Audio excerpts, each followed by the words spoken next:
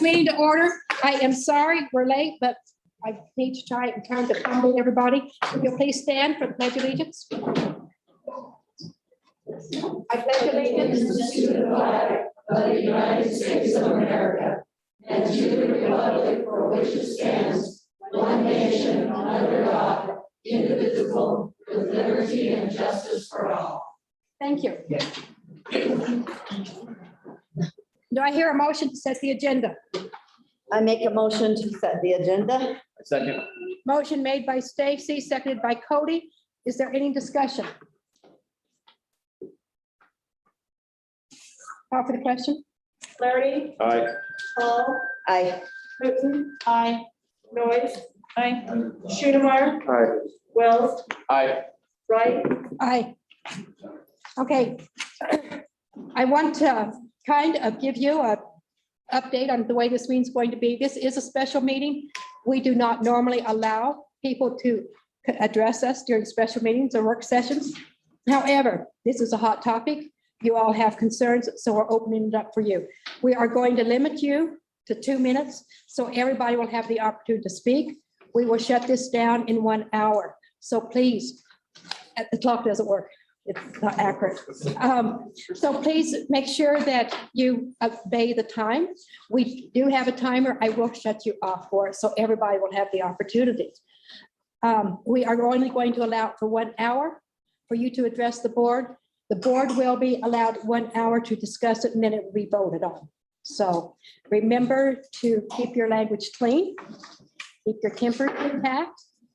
And if you have anything to say, you need to fill out one of those forms out there and get it to me. Does anybody need one? Cody, would you hold that up, please? Or Chris? Does anybody have one in their hand that they want to turn in? Chris, thank you. You, the new name, Cody. turn him in. Yes. So we need to have that. Oh, let me see. Due to, yeah, we've already talked about that. Please keep in mind that students often attend board meetings, and we are doing YouTube, so they will be watching us. So please, speakers, therefore, you should be suitable for an audience that includes kindergarten through 12th grade students. In the interest of time allowed, numerous speakers who wish to support a speaker on the same topic may not designate, well, you may designate a sports spokesperson, but you may not cede your time to a person. Like it happened at our last meeting. We're not ceding times to someone else. Out of respect for all speakers, please refrain from clapping or speaking out. I will recognize each speaker and will attempt to warn or terminate a speaker's statement that is unrelated to the business of the school district, inappropriate for K-12 students, or disruptive to an orderly, civil, and productive meeting. So I want to tell you, thank you for your cooperation. As a reminder to all present, the board and staff do not respond to public comment. Most of you already know that. This is our opportunity to hear from students, parents, patrons for deliberation later in the agenda or for future agendas. So do not expect us to respond to you. And sometimes it's very hard for us not to, and it's very hard for you to not have us, but this is your time to speak and not our time to argue with you, okay? So I guess my first speaker.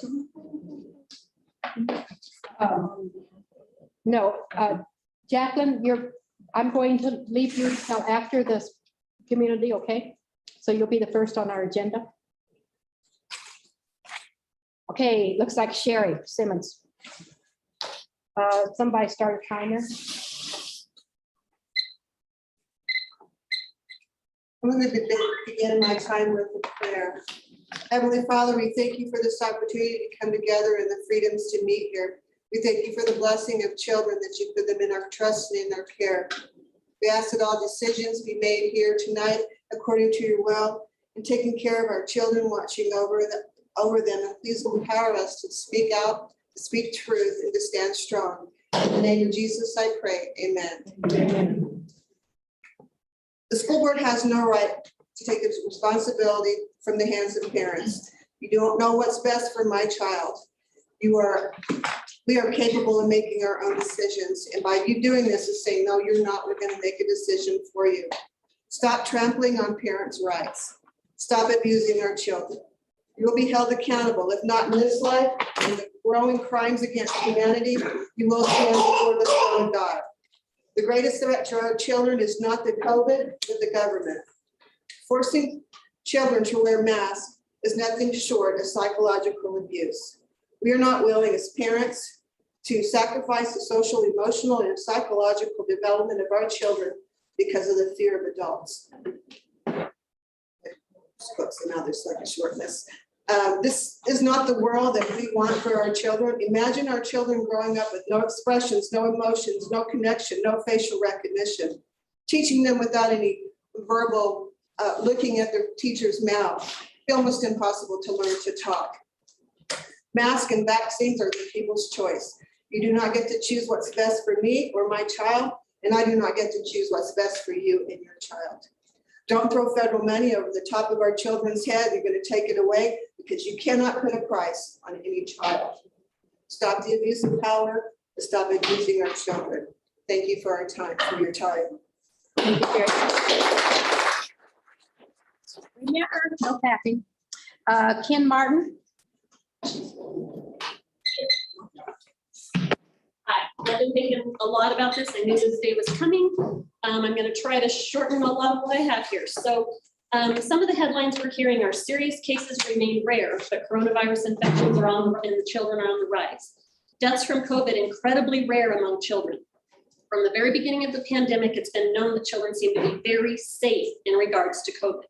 And yet we were putting the onus on them to protect our families, teachers, and communities. I know the new argument is, what about the Delta variant? Well, let's look at the Delta variant. CDC says that in mid-June, 1/3 of all COVID cases were the Delta variant. At this point, August 24th, it is estimated that 90% of all cases are the Delta variant. If the Delta variant is more dangerous, causing more hospitalizations and more death in children, wouldn't you expect that to show up in the data? This is from the CDPHE as of yesterday. Mid-June is way over here. It's from the very beginning. Hospitalizations in children 0 to 9 are 1.07% of hospitalizations in the state of Colorado since the beginning. 9, I can't see the age on that. 9 to 17 is 2.06% hospitalizations. It did not rise from the middle of June till now. It is not on the rise, it's actually going down. The little teeny tiny line, if you go online, you can see it better. You can't even see it, it's insignificant. They are not rising, they are going down. Deaths, this is deaths, 0 to 9. This little bitty line that you can't even see, even on the computer. They're not rising, they're going down. 9 to 17, deaths are going down. This is the Delta variant. It is not affecting our kids, no matter what you hear in the news. I have so many articles I will share with you if you would like, all about the dangers of masks. Thank you. Do you want to share? I would love to share them. Thank you. Thank you.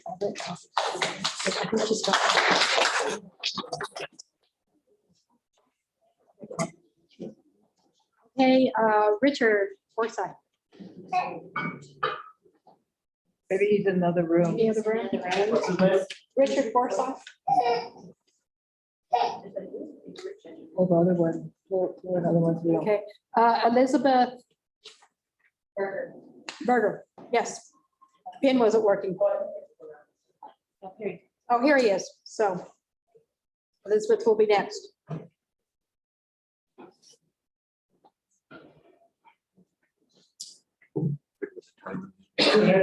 Good evening. Thank you for the opportunity to speak with you. I have a couple of questions to ask you in general. I don't expect an answer right now. I am wondering on what you are basing this proposal to mask our kids again. If you look at the CDC's guidance, they have studies up there that show that mask to unmask, it's statistically the same for our children to go masked in schools. Their guidance for remasking the public on their recommendation for everybody to mask up is based on a study that was rejected by peer review. So if we are considering putting our children back in masks again and making the staff at the schools mask up again. Why are we doing this? That is all I have to say is everybody's individual right to make the best decisions for themselves, and we need to let people do that. Thank you. Elizabeth Berger? My name is Elizabeth Berger, and I was here at the last meeting too. And on my way home after the meeting, I thought, what's going on here? We had Chuck Schoenemeyer sitting with a mask, and he was not even able to leave it on for the whole meeting. He took it off after a while, and he had to sneeze in between, and he did sneeze without the mask, because that's what we all do. So how can we expect our children to fulfill every single code that is out there? And I was like, maybe we need to start somewhere else. Okay. When I arrived at the building and my hands were sweaty from the car, I went to the restroom there to wash my hands. And I took this as a reminder to bring it up. There are 3 sinks out there. One didn't have any water at all. The next one, if I would be a child, I could not turn it off. And if I let it go, it's off again. The third one finally worked. So how many children in 5 minutes can wash their hands if we don't have the facilities working? There was one place where I could grab a paper towel and one bucket to drop it off somewhere else. So there would be a line. It would not be easy for them to do it in a nice and fast manner. Back to my drive home from the meeting, I was like, what about if we start somewhere else? What about if we start, where is my responsibility as a parent? Where is my education? Where is what we have neglected? What about if we start like, hey, how if I clean my wheel of the car more often? How about if we clean the classrooms more often? If we disinfect the floors every day? If we wipe off the tables every day? Time's up. Time's up. Okay, so you know the concept of the way that I am going, and I hope that either somebody dedicates more time or I will stop here and we'll leave it to the next person. Thank you. Thank you. Trent Herman?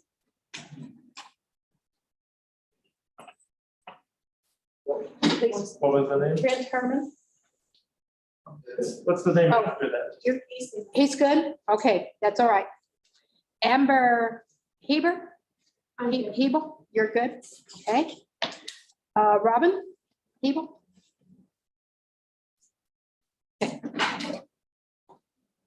Hello, my name is Robin Heber.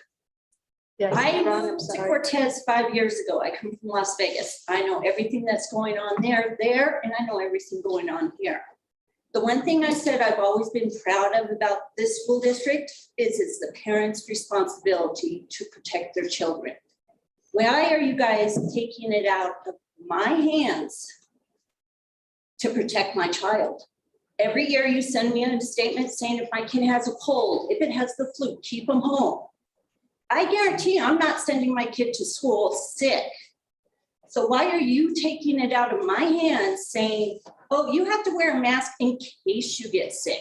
You're not safe at this school because someone else's kid could get you sick. A mask doesn't protect me from catching the disease from you. It keeps me from giving it to you. So it's my responsibility, not yours, to tell my child what to do. This is my child's life. This is my guarantee to you guys. Until they leave my house at 18, I'm responsible for them. I'm not going to hand up the responsibility to you guys. A mask, by you taking that responsibility from me, is saying, you no longer trust me as a parent. You no longer trust any of these parents to make the right decision for our kids. What's the next thing you're going to say isn't the right decision? It is our decision whether our children go. At the beginning of this year, I looked at my kids and I said, do you feel safe going to the school without masks? They said, yes. Even if we catch it, that is on us. It is God's will whether they catch COVID or not. And there's no reason for you guys to sit here and say, oh, you need to wear a mask so you don't catch COVID.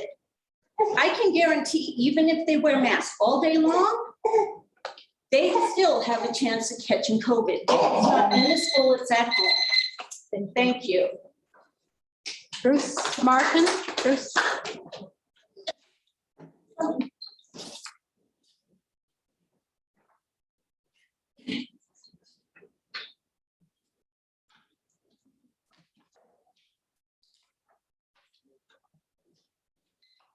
Okay, first of all, I want to say that as a speech pathologist that works with preschoolers, I've noticed, I have a serious concern about what happens with 3 and 4-year-olds who are not seeing expressions, who gain all of their information from faces, from looking at people, from making eye contact, from reading their mouths, and working with people with articulation issues, being able to see my mouth, how I enunciate words, and making sure that they're doing it correctly too. About the danger of masks, some people say it's just a little bit of cloth, good grief, just put it on. My child doesn't have a problem with it. My child with asthma can wear one all day without issues, on and on. But just because some children and some adults can wear it all day long, not every person can. Some people cannot, these people cannot be dismissed. I want to speak for the child that has ASD, sensory issues, panic attacks, and anxiety disorders. I want to speak for the child that for them, putting on the little cloth mask on their face feels like the end of the world. They feel like it's suffocating them. Their senses are so heightened that this little piece of fabric feels like it's burning into their skin. They're concentrating so hard on breathing, trying not to have a panic attack in public, trying to get their anxiety under control. They cannot attend to their teacher. They cannot attend to their friends. They cannot learn. They cannot speak up to their teachers or principals because they understand that the world, the school expects them to follow the rules and just do this for the good of everyone else, except that these rules don't make sense to them. So they're struggling. They're sitting in class every day trying to survive, or they're now sitting at home isolated from friends and teachers because you choose to mandate masks on every child, regardless. These children do matter.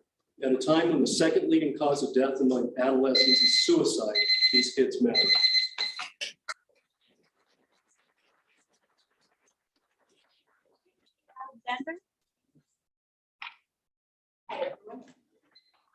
My daughter didn't miss a day of school in the first 100 days for the first 4 years of her life. Kindergarten to 4th grade, she did not miss a day. You put the masks on her, she missed every 2 weeks. By Thursday, her throat and her head hurt so bad, she couldn't stand it. And I'm sure a lot of parents probably noticed this, a lot of headaches, a lot of sore throats. We got a doctor's note. Kemper was wonderful. Thank you, Mr. Hockness, gonna miss him. They didn't make her wear a mask.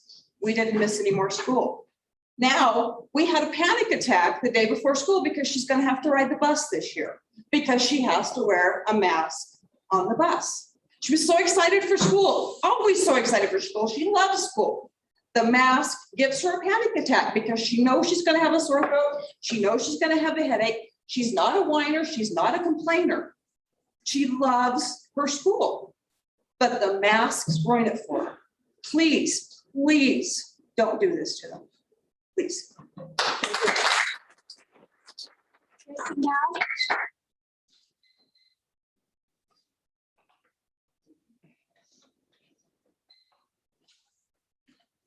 Thank you. I'm a parent of a student at Lewis. I support a no vote for masks.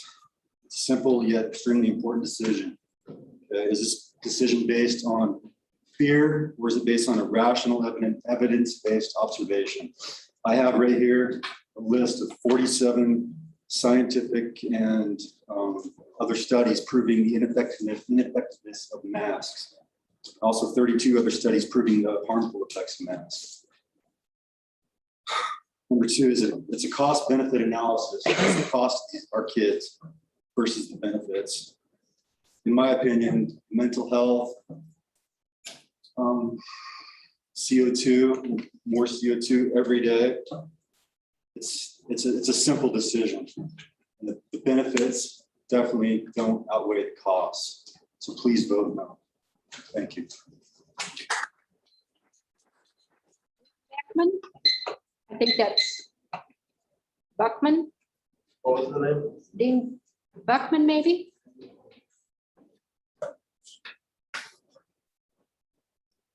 Are waiting Casey Marla? Could be an O, but So I didn't even know that this was going on until about 30 minutes ago, so I didn't have any time to prepare. All I really wanted to point out, I'm a dentist. I'm trained as a dental surgeon. I spend a lot of time with masks. I am in a profession that is probably the highest risk because I'm creating aerosols all day, every day, right? Masks are not made to prevent the transmission of viruses, period. Masks like that, or the one that he's wearing, these different types of, or even the medical one that she's wearing.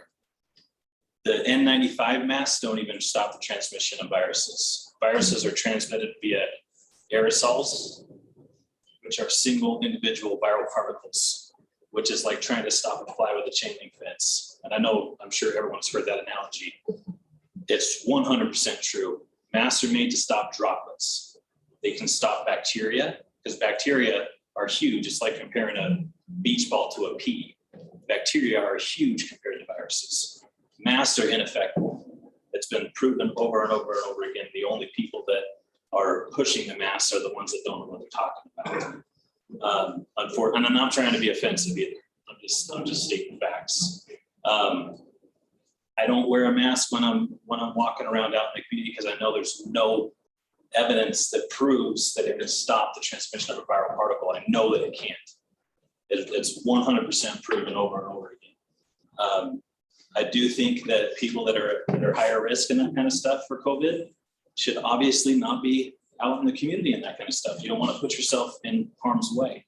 And I talk to my patients about that too. You know, if you feel like you're at risk, then don't put yourself out in the community. Kids are not at risk. thank you. I hate to tell you, but I've asked you not to cap. Please, people will not have enough time to talk if we keep doing this. Tiffany Hartzell.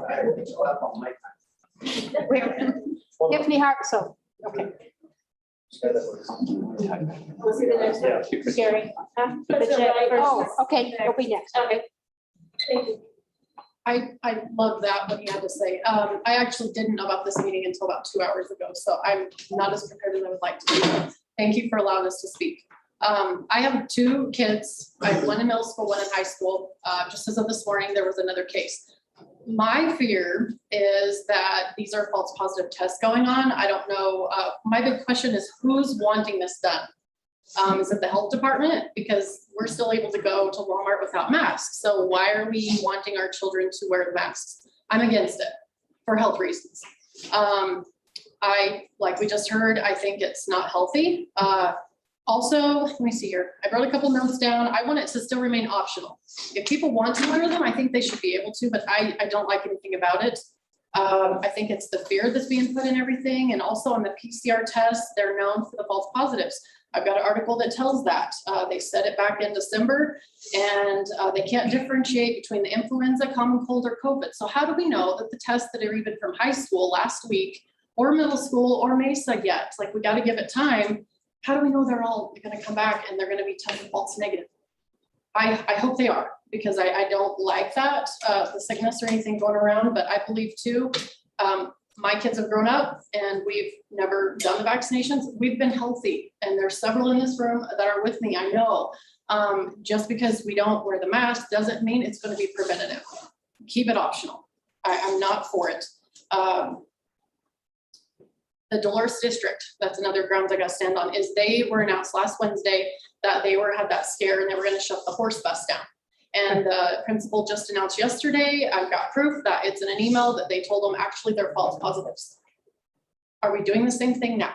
I'm not aggravated at anyone, don't get me wrong. I'm just here to vote no and optional, and so that we can still have the freedoms, because I want the freedoms to let our kids do what we choose. Thank you.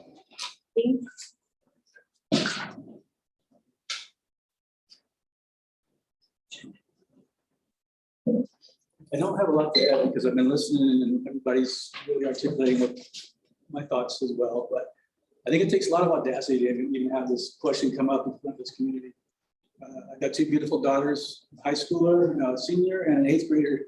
And the idea that someone would cover their face, it really frustrates me. And that's all I've got to say. Lynette Largan.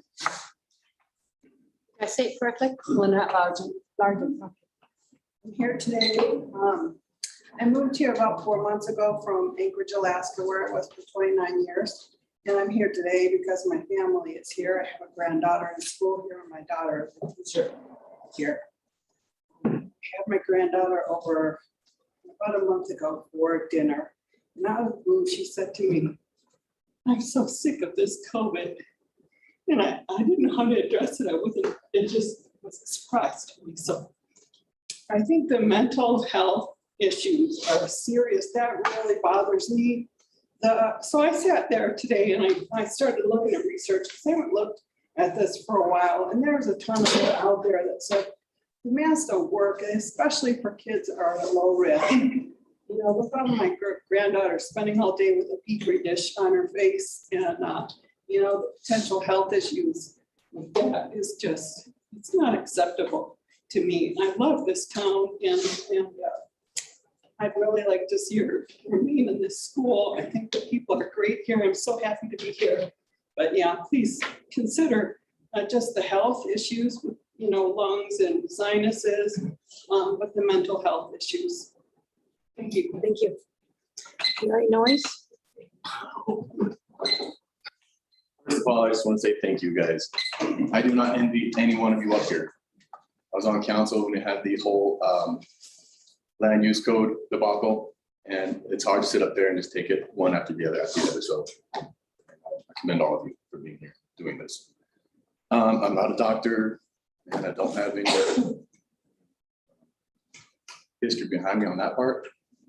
However, I was born and raised here, and I actually went to 1st grade in this room. All right, so to do this to our kids, I think is, don't take me wrong, I'm not pointing anybody out. I think it's hypocritical in a way, because you look around, no mask, no mask, no mask, mask, none, none, mask, none. There's a young child over there, and I don't know if she's forced against her will to have her baby here, okay? And you're in a room full of no masks, and you yourselves are not wearing masks. So it's kind of like it's right here in front of your face that none of you believe in the mask. If you were worried about COVID, you would have a mask on. You'd be worried about it. You'd have sanitizer out here. You know, who else is shaking hands tonight? And none of us have masks on. So I just want to point that out, that that's nothing new. I mean, we all can see it, and I don't have any evidence to show it except for my eyeballs. You know, so I'm gonna get a nice picture of that right there. So I'm just saying, man, do what you think's right. I know it's a hard decision. I know you got a lot going on, and like I said, I don't envy anything. But I'm asking you to think about our children. You know, they need life. They need to get back to normal. They need to know what it's like to grow up and enjoy each other and go to a friend's house and have fun and go play on the playground and, you know, and get in trouble in 3rd grade. All right, go to Mr. Kirk's office and get a SWAT, okay? That's all I'm saying. So, is that our camera right there, right? Oh, man. All right, thank you. Shauna Jensen.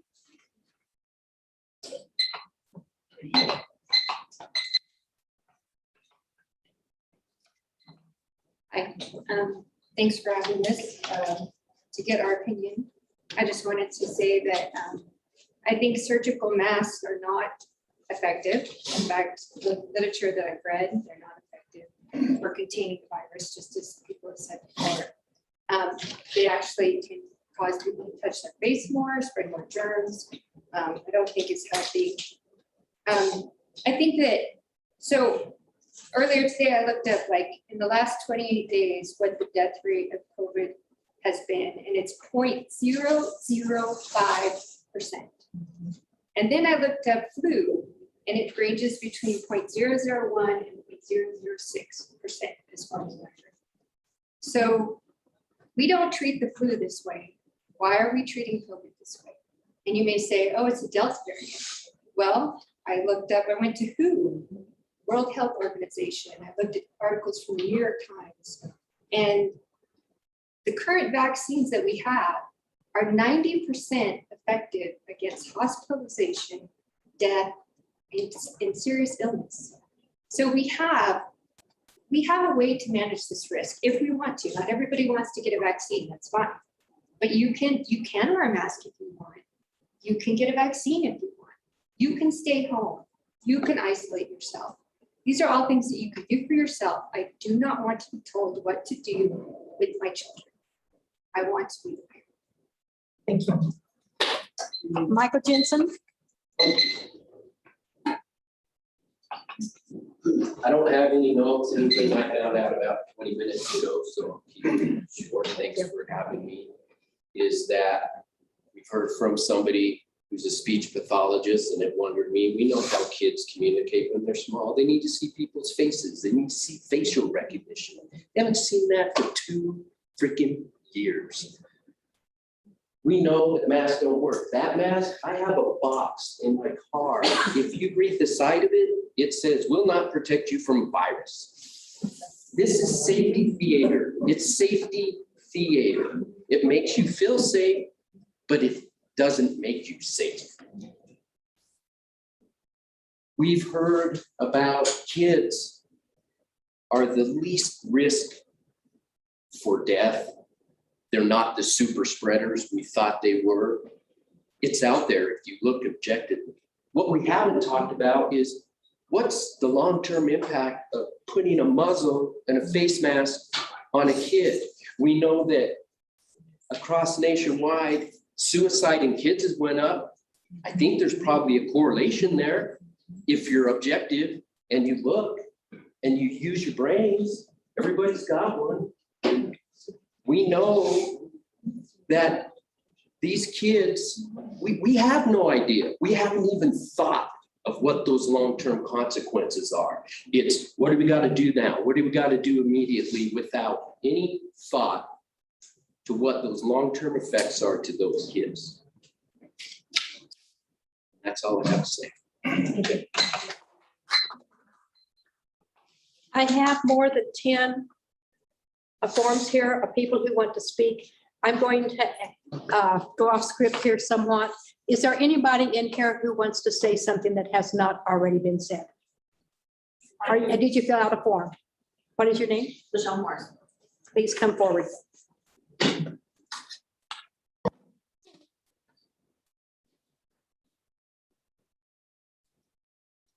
My name is Michelle Morris.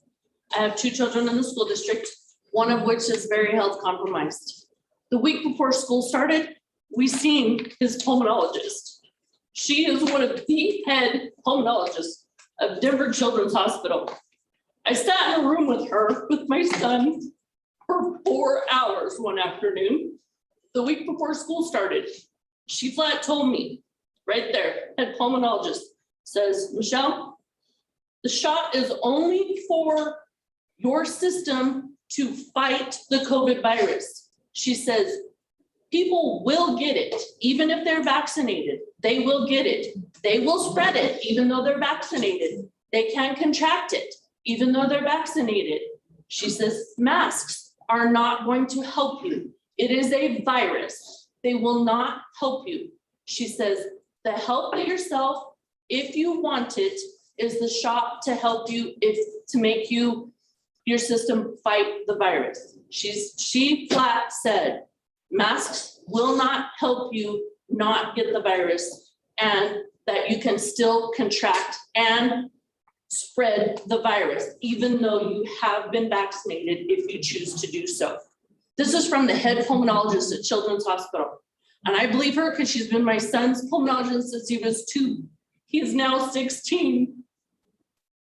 Do not do this to our kids.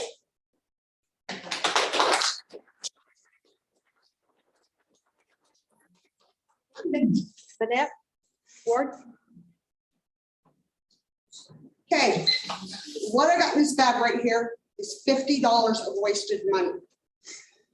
On every one of these, it reads, this is not medical grade mask and is not intended as a replacement for medical grade personal protection equipment or any other measures to stop the community spread of COVID.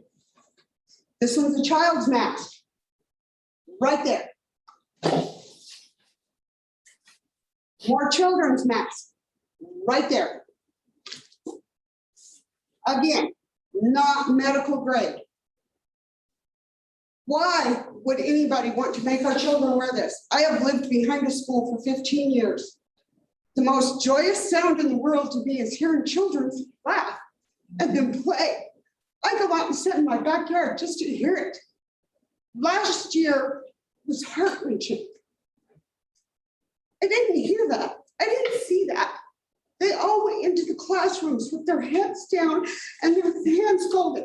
There was no screaming, there was no playing, there was no laughing. All I heard over and over again was the whistle blowing. So-and-so put your mask on, so-and-so put your mask on. These are not helping. Would you guys please not silence the most beautiful sound on earth?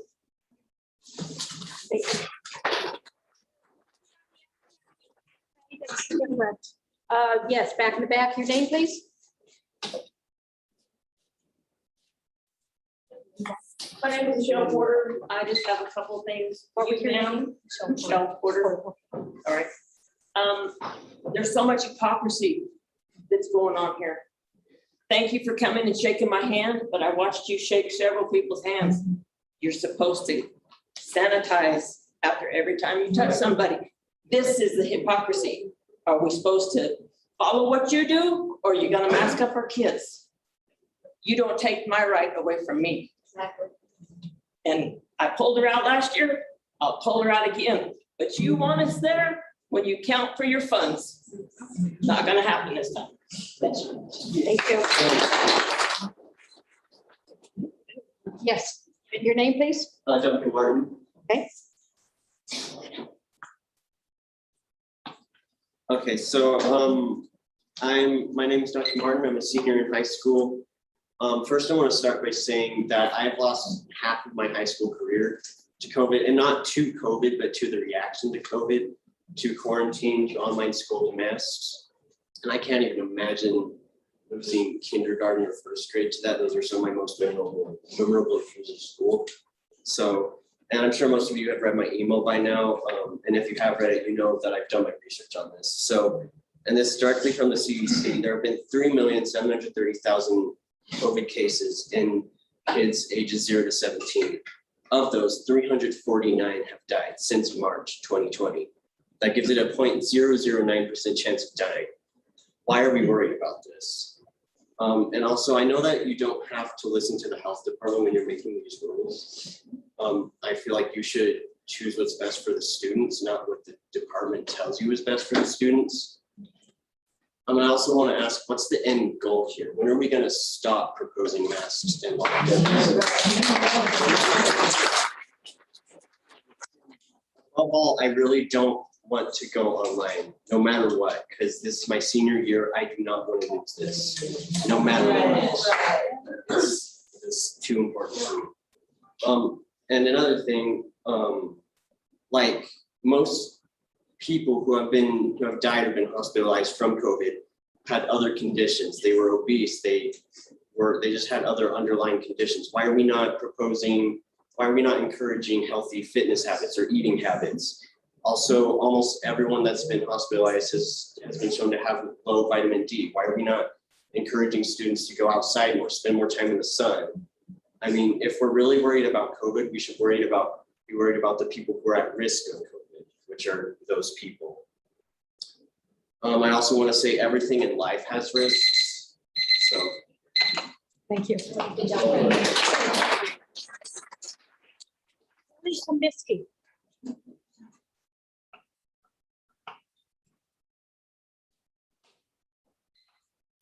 All right, this meeting was declared an emergency. I know COVID-19 is real, but that has a death rate of 0.02 in children.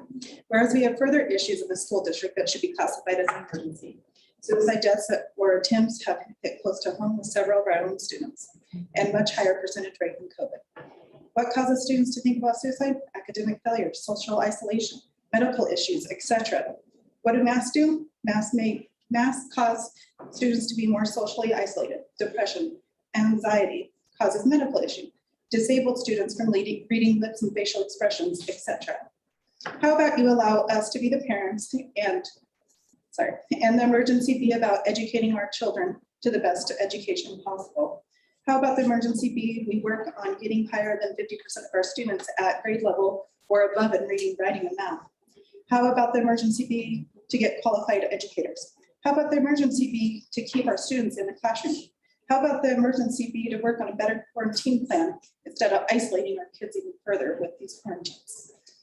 How about get a better career tech program going? There is many emergencies within the school district. I am guaranteeing you, if you choose to require a mask again, in which this is a choice, you will lose several of our students once again to online or surrounding schools. Sorry, that's it. Thank you.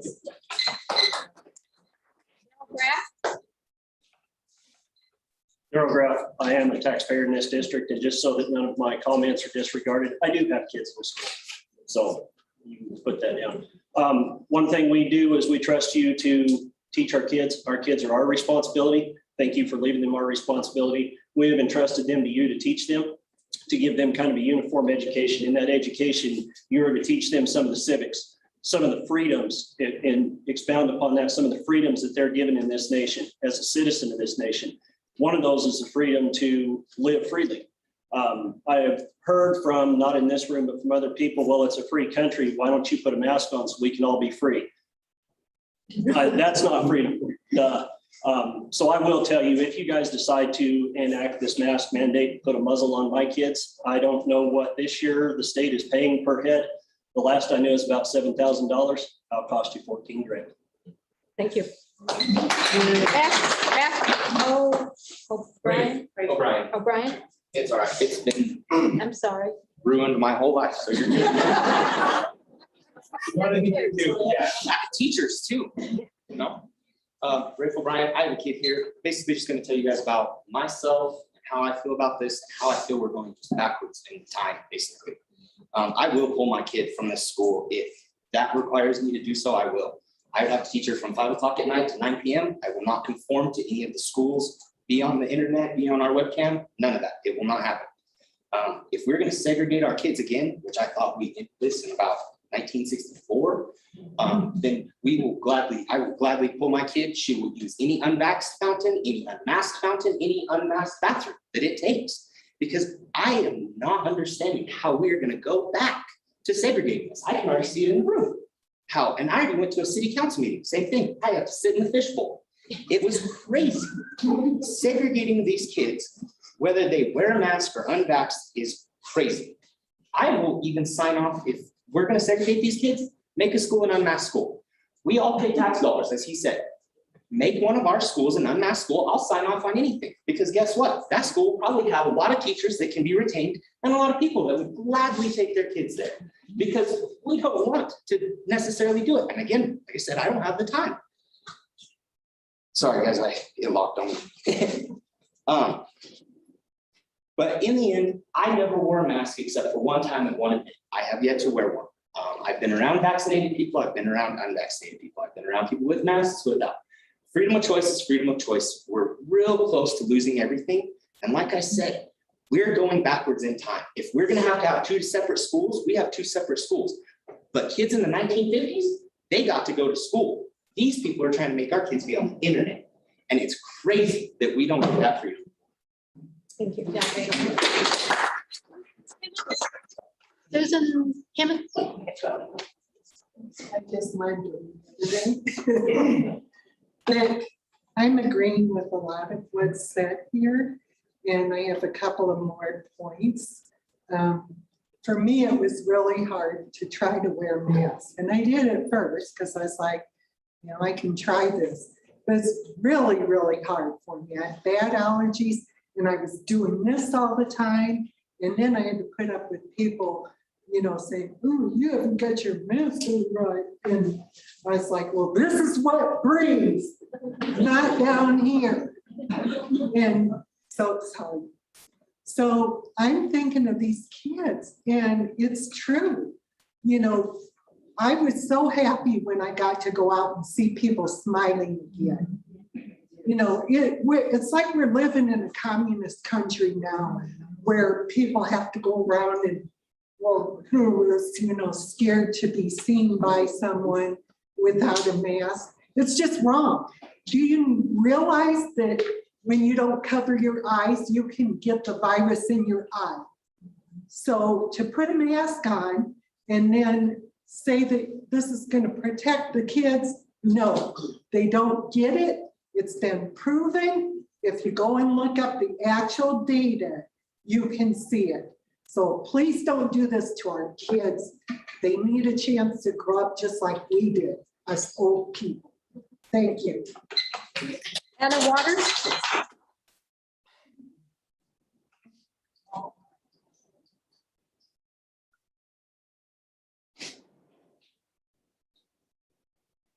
Heard a lot of people talk about how masks don't work. Let's, for example, say they do work, which I do not believe that they do work. Which mask are you going to mandate? The ones that they have on, the cloth ones? Okay, you decide on a mask. It's going to be a cloth one. Are you going to mandate that that parent wash that mask every single day? And how are you going to police that? You're going to leave that to a teacher who already doesn't have enough time to teach our students, that now they have to be the police of the masks. I know I have a 5-year-old granddaughter. You put a mask on her, it's going to be off in 2 seconds. How much time is it going to take to teach her when you've got 30 kids in the room and you're trying to tell them all, put your mask back on? High school kids, do you really think when you make them mandate a mask at school, you think when they not get out at lunch, they're not all piling into one vehicle to go to Taco Bell without their masks? You need to be real. Do not do this mandate. It is not going to work. Thank you. Alan Mays? I think he's in the other room. While we're waiting for him, Mindy Nielsen. Oh, you, Mindy. Have enough? Okay.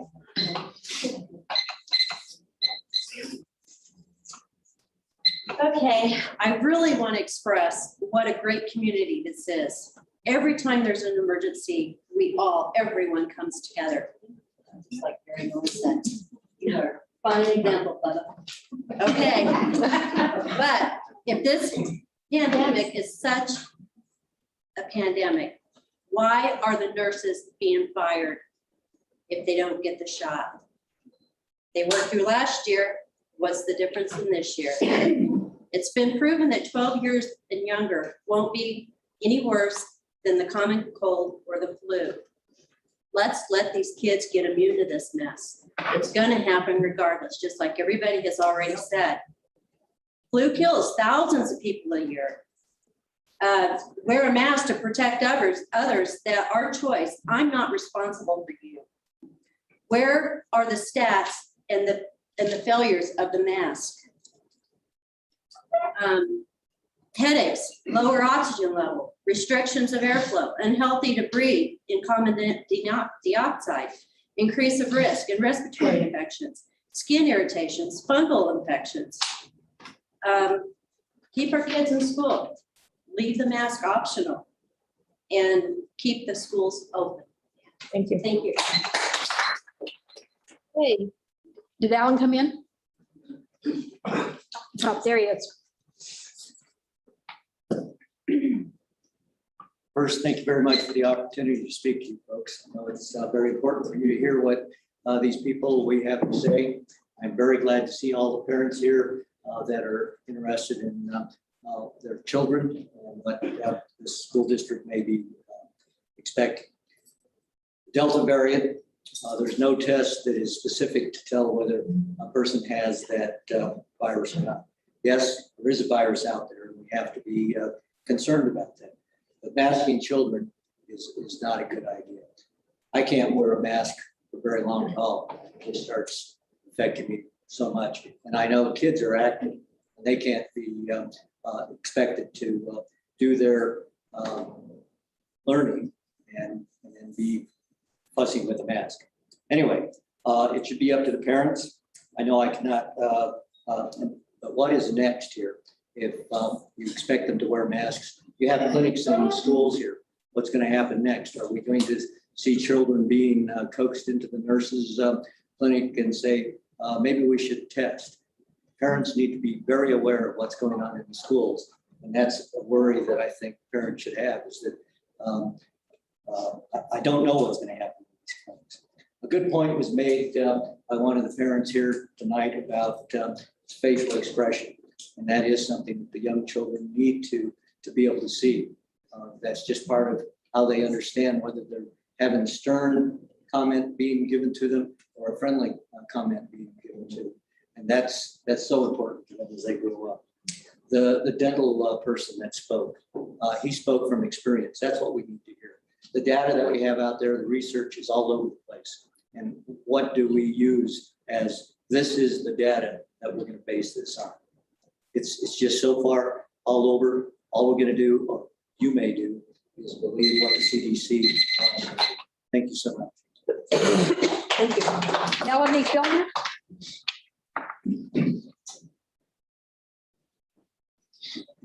School board members and the administration for giving us the opportunity to speak. I only have a couple of things that I want to add to what's been said tonight. As a former teacher, I completely wholeheartedly agree with Mr. Martin about seeing facial expressions. As a teacher, that is one of the best things about being teachers, seeing those smiles, that aha moment like they finally got it. You're going to lose that with the masks. Let's leave this up to the parents. In my research today, some things that I found out that children have the capability of evading this virus because they lack this ACE2 receptors in their nostrils. They are not susceptible to this virus anyway. I also want to go back to the mental health things. During April through October of 2020, in the United States emergency room, visits linked to mental health problems, i.e. anxiety for children aged 5 to 11, increased by nearly 25% and increased by 31% for ages 12 through 17 years, as compared to that same period in 2019. We were in the middle of a pandemic actually, but I agree with some of the research that I found, and I suspect that this is largely a function of our response to this pandemic, without a doubt, not the pandemic itself. Please leave this up to the parents and don't make this decision without their support and their input. Thank you. For noise. And just for your knowledge, this is the last one. Good evening. Thank you for hearing us out today. Thank you for calling the meeting. And don't try to rush us. You signed up for this, so I think that you should hear all of this out. And again, welcome. I did send a letter today, so mostly it was in there. But I do want to point out that the masks are on this side, and these are friends of ours. We love them, but clearly they're comfortable being here with all these people in a mask. So my point is, let the kids who don't want to wear a mask, not wear them. If parents want to send their kids to school with a mask, let them do that as well. Thank you. Well, we have time for one more. Lucia's story. Wasn't able to speak. I tried. Thanks for having this. And so I don't want to repeat what has already been said, but first I want to thank you for trying to protect our children. That means a lot to me as well as to the rest of the parents. I think it still comes back to our choice, personal responsibility. it's almost like we've forgotten common sense. So you're sick, stay home. What has been unfair so far since the start of school year is that when someone is exposed or is sick, anybody that was around them is also punished. They're made to stay home. My daughter is now in quarantine because she was in a classroom with a student that tested positive. She's not sick, but she's at home, and this is her senior year, and this is actually affecting her. So we need to take those kids into consideration as well. The other thing about the mask. When my kids, when COVID first started, and I had to talk to them about, we got to slow down the spread. I was worried that they wouldn't understand. And, for a time they were okay. But then I started looking at things like, this is not making any sense, And what I found with some of my daughters, I've got 3 kids in the school district right now, and another one in college. And one of my kids with a mask just developed sores, like the rash, I do the laundry. And so these masks, they come home totally nasty, so nasty. I mean, that is more contagious than COVID. And if they get COVID, kids are known to recover a lot faster. So anyway, I just want you to consider us making that choice. Thank you for everything that you do. We have 2, 4,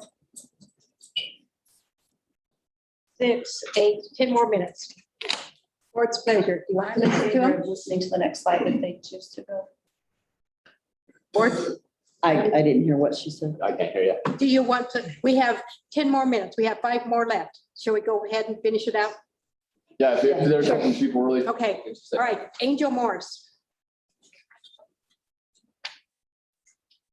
I hate speaking in front of crowds, so if I hyperventilate, please excuse me. I just want to say thank you, all of you, for doing what you do. I know you got a lot on your plates. I've been to school board meetings and nobody shows up, and I'm ashamed to say I haven't always participated either, and it's sad that it's come to something like this, but we're all here now, and we're here to do with our children what we want to do,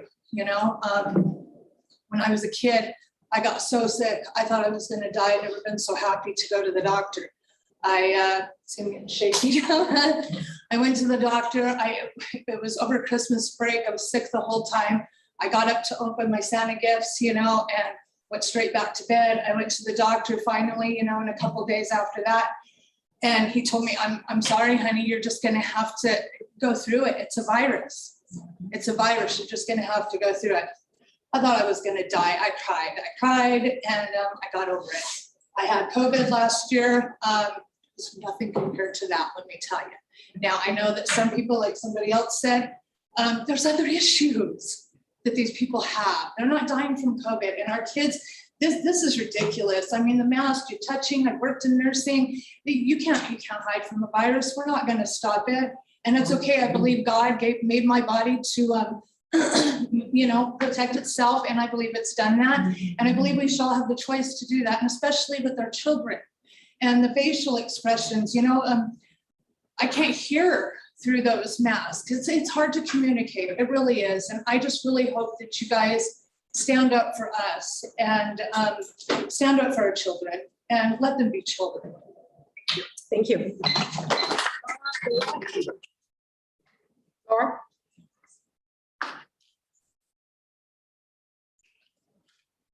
My name is Laura DeWitt. My daughter is a kindergartner at Kemper Elementary, and I want to say thank you to everyone for all here with the best interest of our children in mind in our community. And I might disagree with a lot of the opinions here, but I mean, I really feel in my heart when people are talking about the concerns with their kids. And that's what I'm coming to you for. I would like to point out that we can all do research on our own, and we can come across different sources. And we are all subject to our own bias with the research. Myself also. I think our best course is to follow the clear guidance from the CDC. there's a group of people who are paid to do this and to follow the evidence. That guidance will change as younger children become eligible for vaccines. That guidance may change as community transmission in our community goes down. That guidance might change. My daughter says when she goes to school, there's one other child wearing a mask. She's 5. And I say, honey, are you wearing your mask all day? No, other kids say I don't need it. She came home with a fever and a cough on Friday. It was a cold. We got her tested. She was COVID negative. And that's normal. If it wasn't for COVID, that's fine. I got sick too. I'm over it now. My experience is different than a lot of you. I work with the Native population. I was a liaison. Her families were in the ICU. I had to call and arrange for body transports for 30-year-olds who had no other existing conditions. There were family members where we couldn't reach another person because everyone on their contact list was either intubated. And that is not the normal experience with flu, and most of us recover. But there is a large Native population here who are high at risk. And I haven't heard anyone speak for them, so I wanted to do that. And again, I know everyone is coming here with intentions to keep our community safe, and I just wanted to have my thank you. Krista. Subiela? Yeah. Thank you. Hi, my name is Krista Piera. I'm the mother of an elementary school student and also a nurse in this community. And we have seen a huge increase in COVID cases just this past August in the United States, a 4-fold increase. And what we are also seeing, we're working with an incredibly vulnerable population that is not yet eligible for the vaccine. These kids are not protected against COVID. They don't have a choice yet. And we need to protect this population. We're seeing an increase in respiratory viruses early in the season, coupled with COVID. This has led to pediatric hospitalizations. Also, this isn't just about me and my daughter. This is about the community. This is about keeping our elders healthy and safe. This is about keeping our younger children healthy and safe. Right now, yes, vaccinations are available for those 12 and older. However, with time, there's waning with the vaccination. We are seeing outbreak cases in those who are vaccinated back in December. This is part of our vulnerable population. If my daughter gets COVID and she gets her friend sick, who then gets grandma sick and grandma dies, that does matter. It does matter.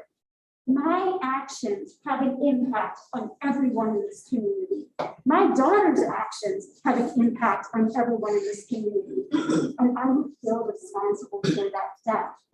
So can we refrain the argument from we're hurting our children, or it's my right to, you have a right to work together and be a healthy community, to protect our children, to protect our elders, to protect our babies. And you know what? A simple mask and social distancing is not going to kill us. I got my daughter an awesome cat mask. She wears them in school. She's doing great. I thought you are a strong woman. It's how we influence our children. And Thank you. All right. Thank you. Would you please refrain from talking while someone else is? That is only the polite thing to do. LJ Workman.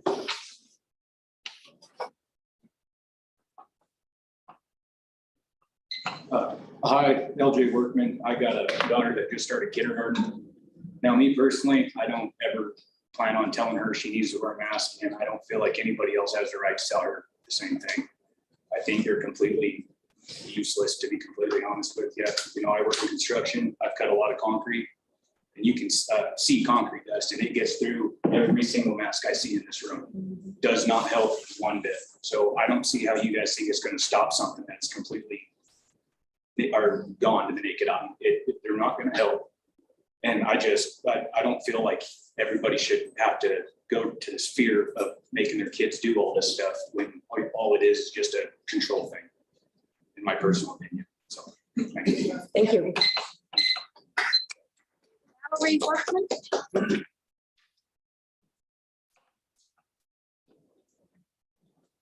I have 2 small children in the district right now. Force them to wear masks. See if their education suffers. How can I expect any teacher to teach my child to their full ability when all they're doing is babysitting the children wearing masks? It won't happen. She will not learn, either of them. It's ridiculous. It is not going to help their education, their mental health, their physical health, anything. I do not support this. Thank you all for your time. Thank you. Okay, that is all the speakers that we have. Moving on to the board work. Jacqueline, would you like to speak? I would like to.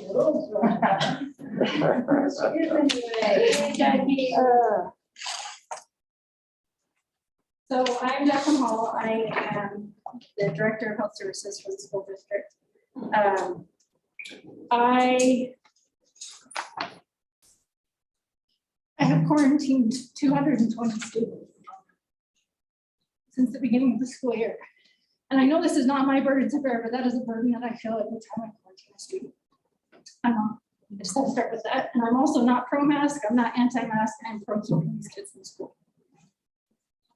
So for the guidance that I use as a school, for the school, school districts use across the state is the CDPHE, which is the Colorado Department of Public Health and Environment. They released their guidance based on the CDC's recommendations. The guidance states that, in this guidance, it states that quarantine recommendations are moving away from the traditional quarantine guidelines and are shifting to a transmission mitigation strategy. One reason for this, according to Teresa Pilanetti, the Institutions and Emerging Programs Unit Manager for CDPHE, is that we acknowledge that those under the age of 12 typically have less severe disease, recover quickly if symptomatic, and general classroom settings have not produced high numbers of secondary cases even without quarantine. The transmission mitigation strategy takes into consideration county, school, and individual protections to reduce the amount of quarantines in the school setting. So Colorado will move from an individual case-based response strategy to a transmission mitigation strategy, where instead of quarantining students and staff after individual exposures, the risk of the whole school community, including the risk of interruptions to learning, is considered. Because in-person learning is essential for communities and students to thrive, CDPHE is recommending reduced incidences of quarantine in schools and childcare specifically. So I wish you guys could all see this chart. I recommend that you guys, I recommend that all of you get on CDPHE's guidance and look at this chart. So on this chart, there are county population protections, there are school community protections, and there are individual protections. Do I only have 2 minutes? No. No, we're past that. Okay. We're school board now. So I wish you could see this because the county protections is a rate, a percentage of people in the community with at least one COVID vaccine and then, or have a low community transmission rate. So there's ors in each of these. So CDPHE is saying the state recommends counties, schools, and individuals that meet any of the below metrics shift to a transmission control strategy with quarantine not required for routine classroom exposures. So routine classroom exposures, they're saying, is when they're in class, they're sitting there, so like band, PE, stuff like that would not be a routine classroom exposure. So large outbreaks or important circulating variants may necessitate more stringent disease control strategies at the discretion of the local public health agency. So again, there is individual protections and I'll go through these. Keep in mind, quarantine of close contacts does not need to be required by local public health authorities for routine classroom exposures if any of the above metrics are met by the county, school, or individual considered a close contact. So as of August 22nd, when I wrote this, Montezuma County's vaccination status of people aged 12 and older with at least one COVID vaccine is 66%. According to their metrics, we need to be at greater than 70% of the population to no longer have to quarantine our students. Would you repeat that again? 12 and over are, what's the method? How many of them are vaccinated? 66%. 66. So this number has been steadily increasing over the past few weeks, but we're still short of meeting that requirement. The community transmission rates, so the next metric is counties with less than 35 cases per 100,000 per 7 days. We are at, as of August 22nd, we were at 198.8 per 100,000 per 7 days. So we currently do not meet that requirement as well to lessen quarantines for our students. And this is also from CDPHE. Even counties with low vaccination rates or high cases rates, the state recommends multiple ways schools can avoid quarantine for lower risk, typical classroom exposures at the discretion of the local public health authority. So the school community protections, the one is high rates of community COVID vaccination. So that would be greater than or equal to 70% of staff and students 12 and older with at least one COVID-19 vaccine. We do not make that because it's the students as well. Or high rates of weekly school screening testing. So that would be 70% of unvaccinated staff and students participate in weekly testing. We do not meet those requirements to implement the transmission mitigation strategy. I have applied with the state for their testing program, but it won't be released until early September. So that will be an option. So that leaves us with the individual protections. So the individual protections are, if you don't have to quarantine if you're fully vaccinated, which is 2 weeks after your last recommended vaccine dose, or you're previously positive in the past 90 days, or you participate in weekly screening testing, or this is a really fun job for me, guys, because there's a lot of force. Both parties wearing a mask at the time of exposure. So I have been able to exempt some students and staff from quarantine due to their vaccination status, proof of a positive test within the last 90 days. And like I said, I have applied for the weekly screening testing. So the final metric that I mentioned is the use of masks. The quarantine of close contacts is not required if all parties are wearing masks at the time of exposure in a routine classroom exposure. Excuse me.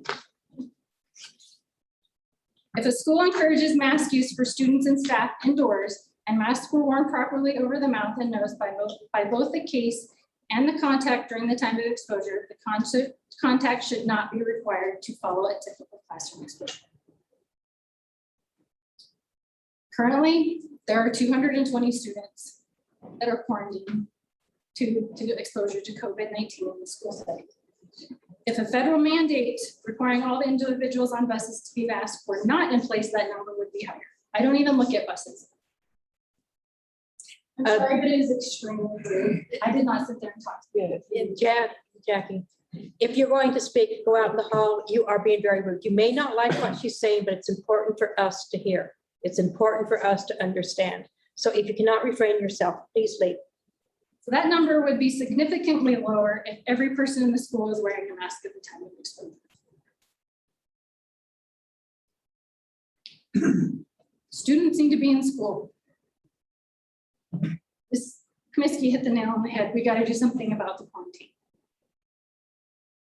That's the bottom line right now for me. They won't be able to be in school if there's not enough staff. We're quarantining staff, we don't have enough to sustain a building, and kids are not going to live and they won't be in school.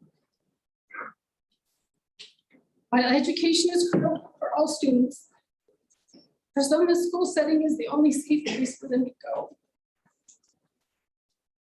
It's the only place that they eat a meal, and it's the only place that they are comfortable receiving mental health services. We have lost more kids to suicide than we have COVID. I'm the one that gets to see those in my office saying that they're hungry because they haven't got a meal. I'm the one that has to turn in the child protection for these kids that are being sent, that I know are going to be sent home on quarantine. And I'm sending them back to that. So yeah, no, this is not my burden to bear, and it's your decision, but it's a burden that I bear every time. So no, I'm not a fan of a mask. I'm not a fan of my kid wearing a mask. But if that's what it takes to keep a kid in school, that's a price I'm willing to pay. Thank you. Does anybody have any questions for Jackie? I have a question. Yes. Jackie, I'm not sure if you know the statistics. Just a moment. Please refrain.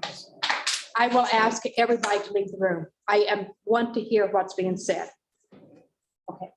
my concern too is the amount of staff that's being under quarantine. But I also understood we had quite a few of our staff members vaccinated last year. So that was roughly around 80%, something like that. About the staff, I have not. I can't tell you. Okay. Just from my notes that I took, so I have about 80% that I wrote down on some notes. So therefore, from what I heard, if they've been vaccinated and they've been exposed, those staff and teachers can still remain in the buildings, correct? I do have a question that kind of came up that I didn't know much about. Basically, were you saying if we were to have started with masks in the school, required masks, there would be no quarantining? And when was that knowledge known? Because this is the first time I've heard of it. When did we know this? Do you guys not review the I did, but I did not read that. Has it been?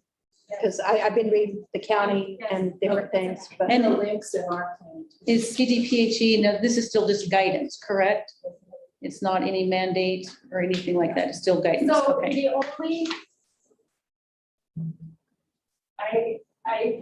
I wish I had my copy No, because that's it's okay. it's written all over. I highlighted Okay. it. It is guidance. Okay. There are 2 times that this is required. It's required that we isolate a positive case. And it is required that we wear masks on bus. Okay, I'm just curious as to why when we were doing our Citizens Guide to Reopening, that maybe there wasn't a little more discussion about that. Why it wasn't brought to the table as far as here's our options, and what do you guys think? I think to answer that, the metrics that have come out for from CDPHE and where the health department has directed us on the metrics, the bottom line is that our back's kind of up against the wall with how CDC laid it out for us, in that if our students are in mass, the health department will not recommend that we quarantine. And right now, we're following by our plan and by our wanting to do what's we are informed by the public health is best. We're following their recommendations of quarantine. And so that's why when a student is exposed and tests positive in a classroom, then we follow the metrics. And if our students in that classroom have a mask on or had a mask on, we wouldn't have to quarantine that whole cohort. But if they don't, then according to what we have said we would follow for recommendations, then we have been. So based on our plan that's approved by the board, we follow their recommendations. So another recommendation they have is masks for students. You know, it's kind of at a place where we have to set our personal opinions aside. And I, like Jackie, have very strong personal opinions about it. And I would love to say those, but my opinions in my position really don't matter because we follow the CDPHE and the CDC. And in our plan, it says that we follow their recommendations. So as our school health director, she follows their metrics, and we don't have the vaccination rate in our county. We don't have enough, or we have more cases.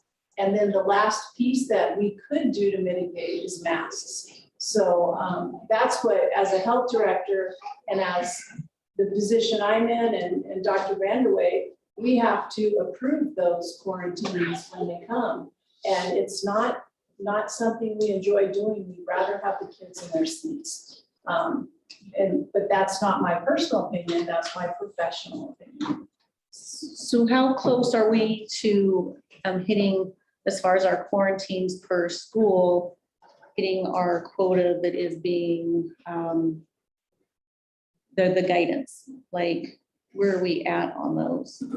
How close are we to Like for closing the school? quarantine, Mhm. for like an outbreak, is that what you're? Right, yeah, like we're,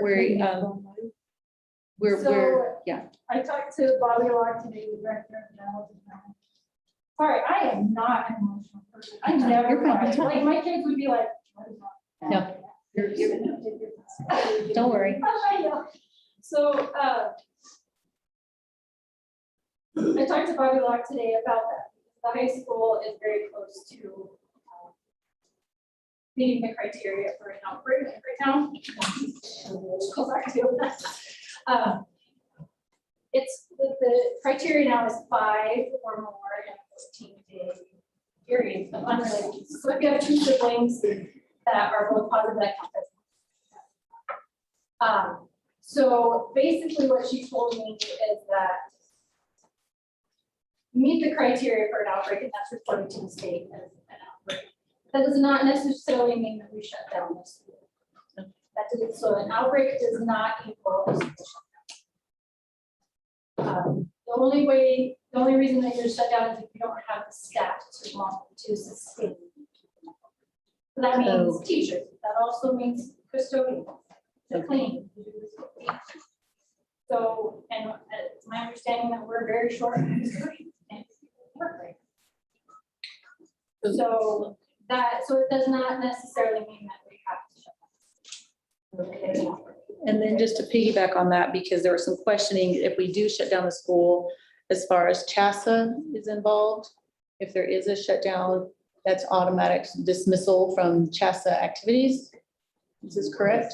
Not at this point. No. Not at this point, but is there a point? There could be, and the CHASA has only that mandate. Okay. That was the case last spring. Okay. But they did not reinstate that. Situation. Okay. It's a local decision of the school board what they do with their athletics. So CHASA doesn't get to mandate, I mean, because they did last year. I mean. is that not fair? I think where I'm gonna come in there is, I think that we have a board policy that if we don't have school, then we can't have activities. But we would have school online. So it would be considered school, so we still have practice stuff and games. So would they still be allowed to practice? If Yes. School is shut down. We have not allowed that. Yeah, so, That has been the policy that if school is shut down. right, You're not able to come to school and you're not able to have that. and so. So even though we're online and having school, that doesn't count? Or But they've got to come to affect our school to policy? practice, but they've got to come to school to practice. The volleyball team has got to come to the high school to practice. And if the school's shut down, then they can't come to school and practice. The football team has got to be on the football field to practice. So if the school is shut down, then they wouldn't be able to go to practice. Right. And if they can't practice, then they can't play. Okay. Does anybody else have any questions? Can I ask you a question? No. This is the board meeting now. We've already shut down the community part. So, anybody else having? I have a couple different things. First of all, I want to commend that young man, Mr. Martin. You know, I think that he is he is what we call in my world, athletic activities world, a real leader. And he is showing what we are doing for kids. The email that he sent to us was very well written. I think he did a great job in that. And he then came up here and spoke very well and very eloquently. I want to commend that young man and his teachers for what they've done for this young man. He is very commendable in his. And I'd like to say that he has a very valid point of wanting to stay in school, because last year you lost homecoming, prom, football, volleyball, basketball. You lost a lot of activities. That band, he's very drama, choir. So I'm with you. I want school to stay open. I also want to say that, you know, we all know this. There's always two sides to every story. Always two sides to every story. And I think we really need to listen to the different perspectives of the medical field people that have spoken and have sent letters to us. The speech pathologist, he has a very good point. The dentist has a great point. And my other concern in masking students are our ESS students. I've talked to several different parents. One parent who has spent the last 2 days in tears over the fact that her ESS student has been home with the inability to get a rapid test in this community. She has made 2 trips to Durango to get this child tested, and the first test came back inconclusive. This young man, did it come back inconclusive because it was a false positive, a false negative, a false inconclusive? Or did it come back because this young man just isn't able to be tested correctly? Before I came, I talked to her again. She does now have a negative test, but is fearful because he's never run a fever. He's never had COVID-like symptoms, but is fearful that he's going to be sent home again when she sends him to school because he still has a cough. And she's being told that he probably will be sent home just because he has a cough. And his IEP and the ADHD requirements for him allow him to not wear a mask for part of the day. Her concern is if there's an outbreak in his classroom and he didn't have a mask on the whole day, is he going to get quarantined? Probably so, because he's not able to wear a mask all the time.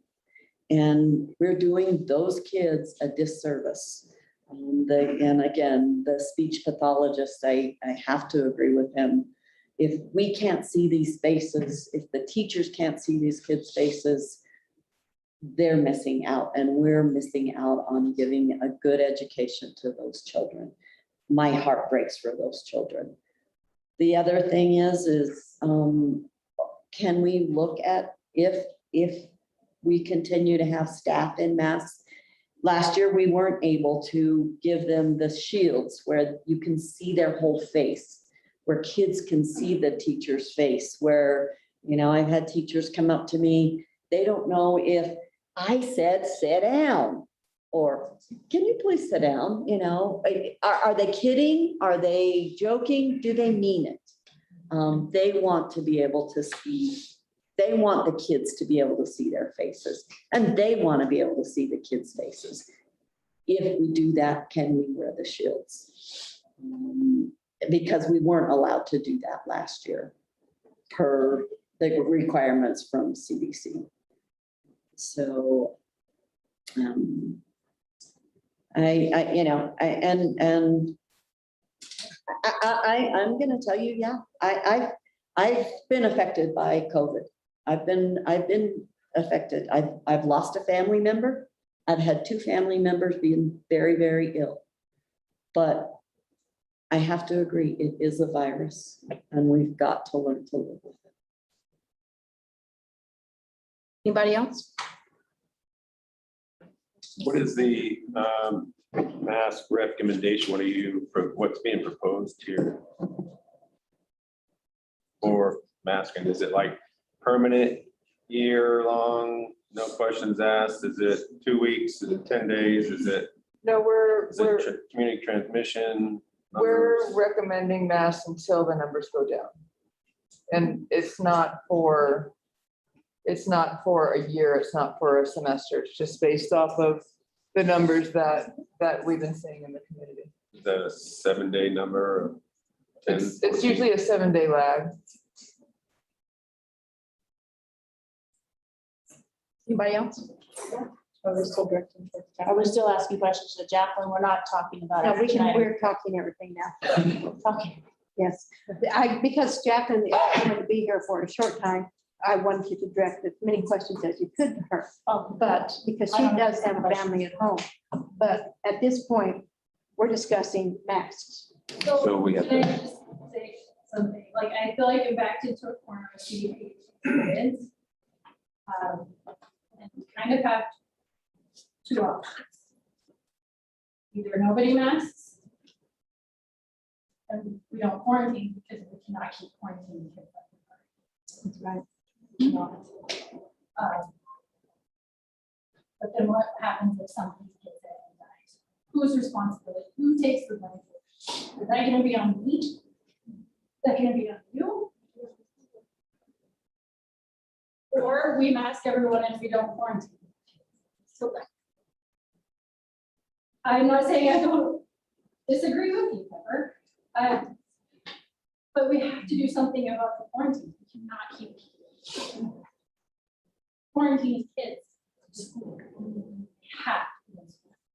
Not even just for, it's just the education part, it's the social part. I have kids, I get it. They need that socialization.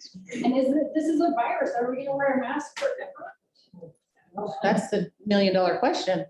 I'm being real here, like, Yeah. are we gonna wear a mask forever?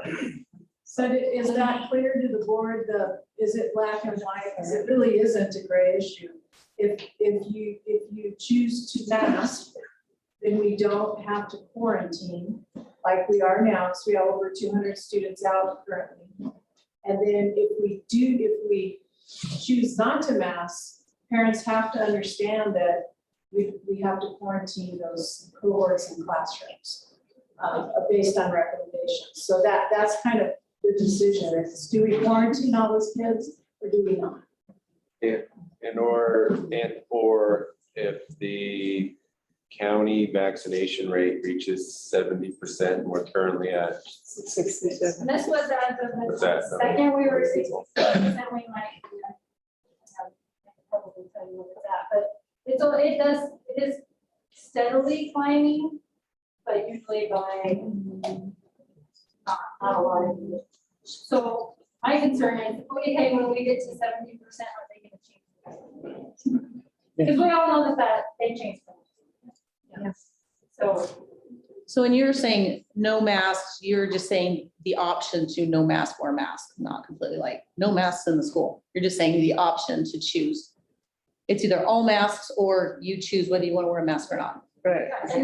But we cannot keep quarantining. Okay, thank you, Jacqueline. Are there any more questions to Jacqueline so we can let her join her family? Thank you for your time. Jacqueline, thank you very much. Jacqueline. Okay, so we have some options. We can say masks for, say, a week or however long it takes to get our numbers down, or 70%, whichever comes first. Or we can say continue as we are, but we're being court. We're losing students right now through quarantine. Are we following the recommended quarantine time? Can we cut the time down? No. It's a mandatory quarantine time. It's, how many days is it, Jacqueline, right now? It's 10. Last year was 14. So they cut it down 4 days. Right. But it's still a recommendation though. It's not mandated. We're not in an emergency. It's a recommendation. It's still a recommendation, Guideline. yes. But there's, the quarantine can be lessened by, Test at day 5 after exposure to be, and if it's negative, they're asymptomatic. They can return on day 7. And these are quick tests that you're talking about? I guess define quick tests. Right. We find out that day. They generally have a Depends. 24-hour turnaround time, but I know that they are testing like crazy. Yeah. Right now. So it has to be the PCR test that's required to get them on the home by now. Okay. So I've heard, and I don't know if it's true because, my goodness, you hear everything. Okay. So I hear there's a lot of false positives and false negatives. They're not accurate. Are For the, the home tests? well, was it the PCR? Yep. PCR. I've heard that even those aren't accurate. Can you, Like Tiffany said, they're pretty accurate? no, they're, Dolores did send out an email saying, hey, we had a bunch of false positives that were sent out. And so, I mean, she's right. So, wow. I do have one more question. When you go to all masks and then there's no quarantine, does that take into account the people that are exempt? How can everybody wear masks and then we no quarantine, but everybody's really not wearing masks because of an exemption? How do we? We have to honor the medical exemptions. That's why. Exactly. So that's it. So it's basically like we take them out of the equation. Right. Okay. They have a medical exemption for a mask. Then we take them out of the equation. There's medical and religious. Yeah, right. No, there's not anymore. Not religious. Just medical. Wow, okay. When did that happen?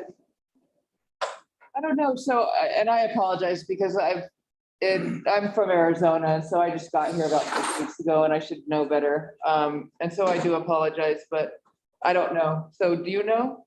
Ms. Richards, right now, it states that there could be a medical exemption. It doesn't state anything about religious exemption except in vaccines. So, but again, it's all recommended guidance. So in our schools, it's hard to manage that. That's why if you say mask, then it would become the mandated mask. It wouldn't be recommended any longer. Right now, it's recommended, everything's recommended except two things. And that's when someone tests positive. And so they have to be isolated. What's the other one? The bus. They have to wear it. So I guess I have, and I don't know if it's pertinent or not, but how many actual COVID students do we have in our school? Not count the quarantines, just the actual students with it. That are positive. Yes. In my computer. Roughly, you know. Yeah, she sent it to us. I usually run about 2 or 3 quarantines a day.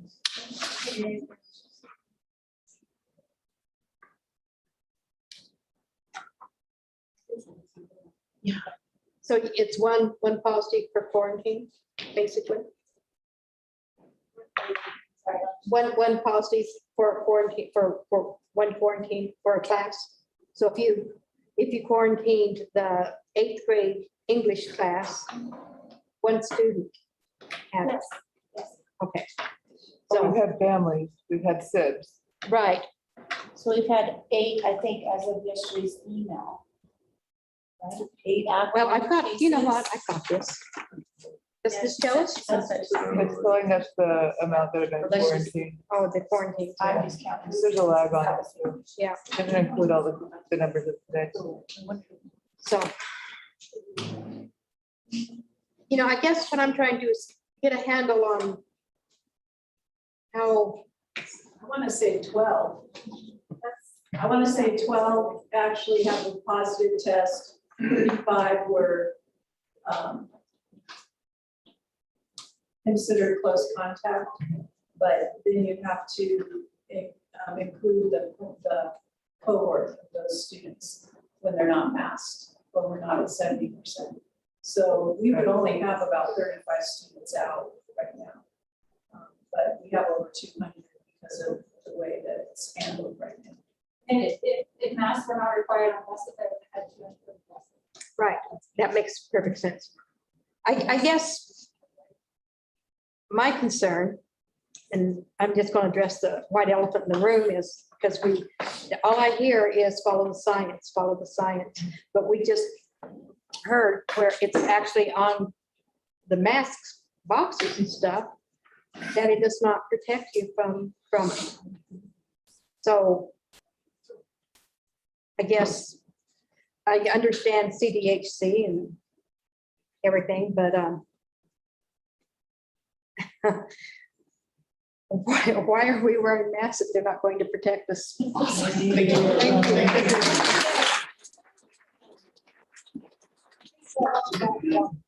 So that would be 0.004% of our student body. But we do also have a lot of staff that are sick and we do have staff that are seriously. Have we done our shots for them yet? Have offered the shot for vaccinations. And are they taking us up on that?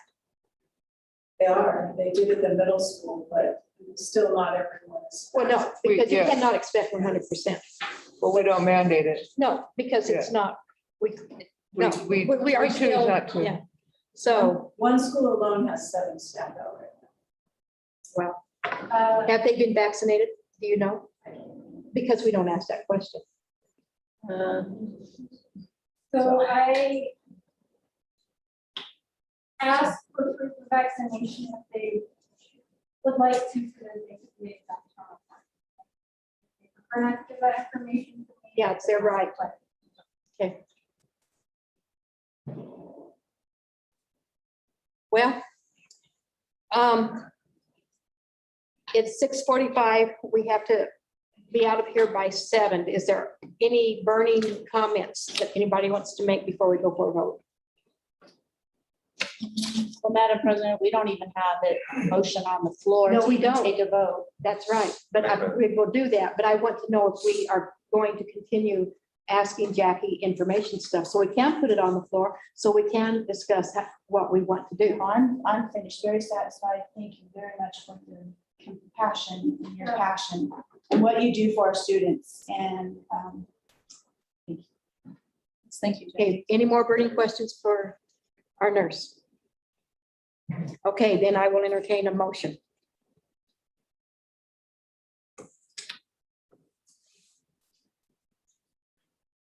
Don't be shy. So moved. So move what? It's the only thing on the agenda. Okay, what does the agenda say? Action, I recommended to require students to wear masks during high COVID infection incidents in RE-1 school. So you're requiring mandatory masks. During high COVID infection instances. Okay. I'll second it. Okay, motion made by Chris to wear masks, seconded by Jack. Discussion. Well, I like to say that I know, and I'm going to be emotional too, but I know that my God fearfully and wonderfully knitted me together with an immune system that I trust. And the common sense tells me to let our parents and kids make the decisions that are best for them and their families. I vote no for masks. Thank you.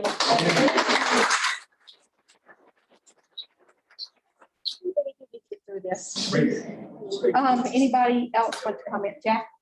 Yeah, and I'm going to take the opposite view, and I appreciate the comments that all of you made, and being here. I have grandchildren in the school system here, and I'm concerned about them. I think this, and I mean, I'm not an epidemiologist. I am a statistician, and I've looked at an awful lot of the data. I've spent a lot of time talking to Mark Myers, who's the hospital infectious disease person. So I think that the thing, this is, it's not an easy decision. I understand that. I think that it's more than just a decision of parents, because your decision is going to affect my grandchildren as well. We either do this as a community and we begin to resolve this issue and get back to life as normal, which we clearly all want to do. And we all want our kids in school. But I think unless we make this very difficult choice to wear masks. The situation is going to get worse, and we're going to perhaps see another variant from the Delta variant. So my vote is yes. And because I like to always take an opposite stand, Jack, when we had the dentist get up and then we had a gentleman read off that the masks do not protect us from a virus, then why are you recommending a mask? Well, Because because it's not going to I protect because I don't think and it's, we can't go into that, but I think that's simply false. In talking to people, if we look at, all of us got within the last couple of weeks an email about the recommendations that I think there were 9 medical organizations in the state of Colorado. One of them was the American Pediatric Association. And, basically they state that masks work. Excuse me, this is a board meeting. No, this is us. I understand what you're saying, Jack, but I like to play the devil's advocate at times. Cody? To me, it sounds like this ultimatum is not very much based in science. It's very political. So it's like basically quarantine and just keep quarantine over and over, or wear a mask, which we know don't work. And so I hate the decision in general at all. I have a hard time justifying putting a mask on, but maybe we should ask, we have a student here. Would he rather be quarantined every couple of weeks, or would you rather wear a mask? I think that's legitimate. If the board does not have a problem with that, I would like to ask the young man, do you mind answering that question for us? It's not a good ultimatum.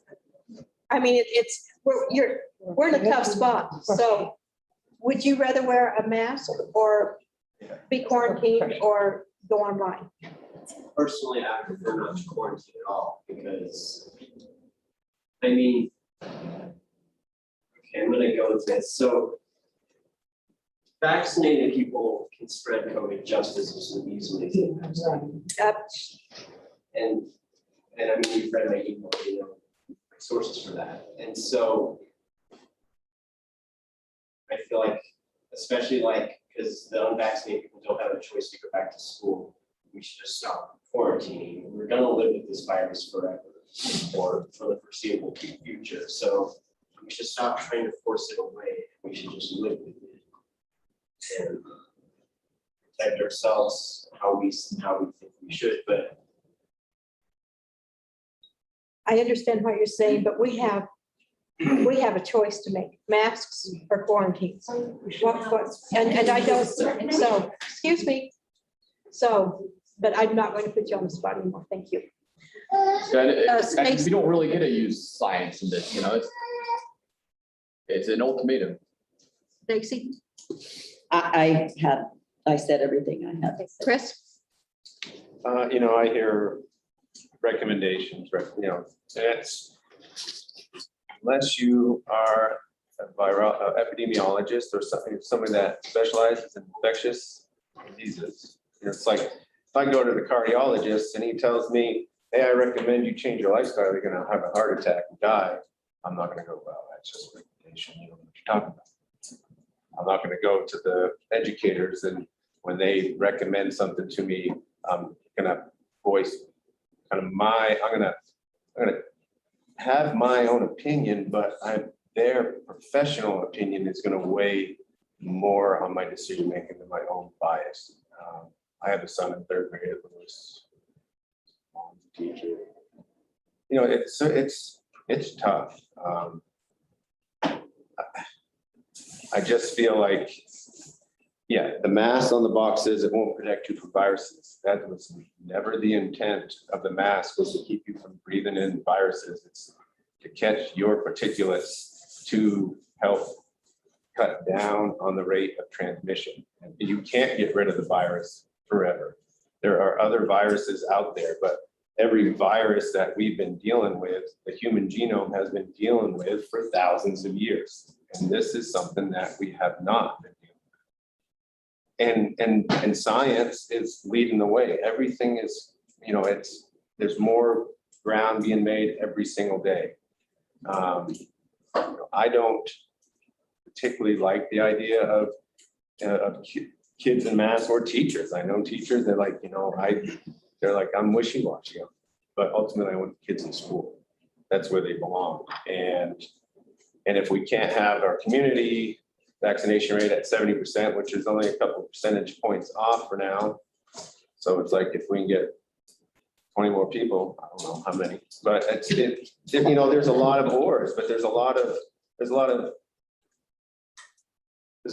liability put onto the school, because you say you just send your kids to school for us to teach them, but you don't. You send us here, they're there to be taught and be protected and to keep safe and fed. And there's a lot of things that I know I expect the school to do for my child every day when he goes there, not just be educated. And so, when you say it's like 0.02% of mortality rate for children, that 0.02% is a tangible number. That is not just a mathematical number. That's a person or two or three.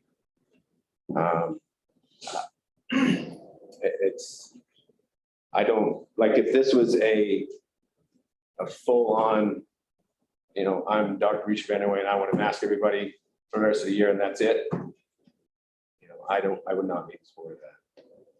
When it's the head of health and safety, Mark Myers, the epidemiologist for the county, has already recommended, his recommendation, his specialty far outweighs, in my mind, for me, my personal bias for it. So, I try to eliminate my personal bias from it and look to those people that have dedicated their lives to protecting us. And I don't think that they're lying to me and that they're trying to take my freedoms away. And that's just me. So if it's a temporary measure so we can bring 229 students back to school, and hopefully in a 7-day, turnaround, that the infection rate's gone down and the masks come off, I'm all for that. I don't want the kids home. I don't want the staff home. And we don't have a lot of options. I mean, you can take everything off the table, and then if things do get bad, good luck with that. I mean, there's going to be a lot of people looking at the school district going, why didn't you do something? Just as much as there's people saying don't do. So it's tough. Jerry. Okay, well, I absolutely agree with Tammy and what she had to say. And as far as temporary measures, that started back in March when it was supposed to be temporary. And we all did what we thought we needed to do to get through all of this. And now here we are 1.5 years later. And students are missing out on education. It's missing out on life moments, which are very important to these students at this time in their life. Maybe 10 years down the road, they realize maybe it wasn't that important, but now it is. It's super important. I would also like to thank Duncan Martin, I didn't want to say Mr. Martin, for being here and voicing. I believe his letter needs to be shared with our entire community. Absolutely. It was stellar. He nailed it. And I told him I would fight for him and with him.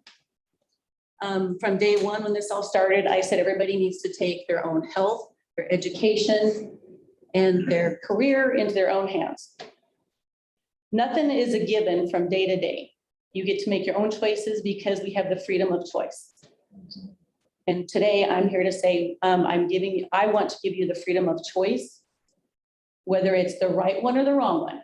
You get to pick. Far be it from me to take that choice away from you, because we need to meet in the middle. Some people want masks, some people don't. We will lose students and teachers with the mask mandate. We will lose them without the mask mandate. Meet in the middle, mask if you want, mask if you don't. choose your choices. So I am not for the mask mandate. Okay, it's my turn. Last week, I spoke to Dr. Tarpey, our pediatrician, and she begged me to put masks on kids. I really, I'm struggling right now. I really don't know how to go. I will be very honest with you. After hearing all of this, I don't think masks are doing us a bit of good. But if it keeps our kids in school by not quarantining them, then they do some good because it's keeping our kids in school by not being quarantined. But on the other hand, as a person where I don't wear a mask, I have asthma. And when you see me, I use my inhaler 2 or 3 times a day. I can't wear a mask. And I was in a meeting today and I had to have a mask on and I sneezed and it was not pleasant because I had a mask on and I couldn't get up and leave the room. So what about these poor little kids who sneeze and don't even know what to do? I mean, since I got out of the room, I washed my face and threw away the mask. But on the other hand, we've got to keep our kids in school. And quarantining, I don't know. We have a small number of kids, but we're quarantining a large number of kids. And I understand why, but I'm really struggling with this because I want all kids in school and I don't want them quarantined, but I have seen, I have a daughter that has to wear a mask every day and her face just, it was like she hit puberty again. It was horrible. I have 2 granddaughters that actually do COVID testing in Durango. So they're constantly in a mask. Their faces are broke out all the time. So I understand the dangers of masking. I understand the dangers of not masking. I am really in a quandary. So I really don't know how I'm going to vote yet. But after listening to everybody, I'm still struggling with this. I wish that we could just go back to normal. Because once the Delta variant's over, we've got another one coming on. And once that one's gone, we've got another one coming on. And it doesn't matter if this was man-made or given to us by a bat. It really doesn't make a difference because it's here. I'm not going to call on you. Oh, thank you. So, thank you. So it doesn't really matter, but I know that it's going to be here to stay. And I know that when we test, we can't differentiate. Is it the flu? Is it Delta? Is it 19?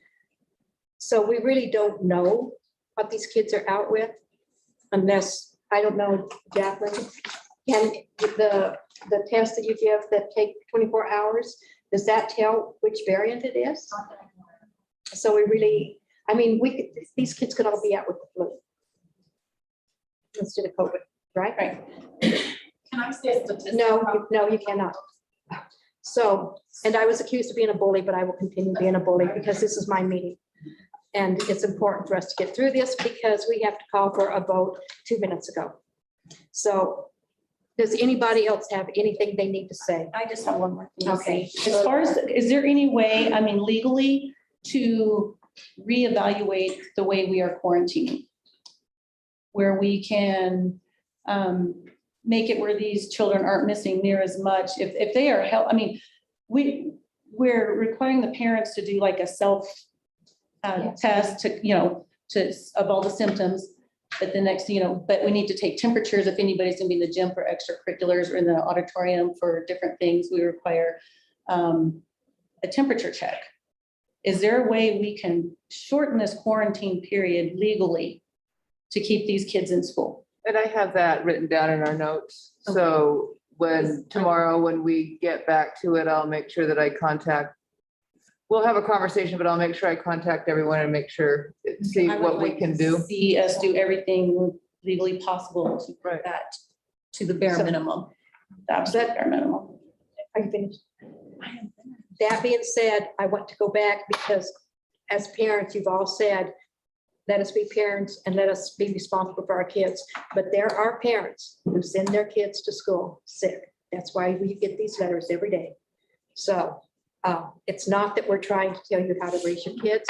It's the fact that some parents, through work, through not knowing their kids, through whatever reason it is, their kids come to school sick. So is there anything else before I call for a question? I do. I just want to reiterate what Sherry was asking. I don't think there's anything where there's any legal thing at all during this time. It's been recommendations, it's been mandates.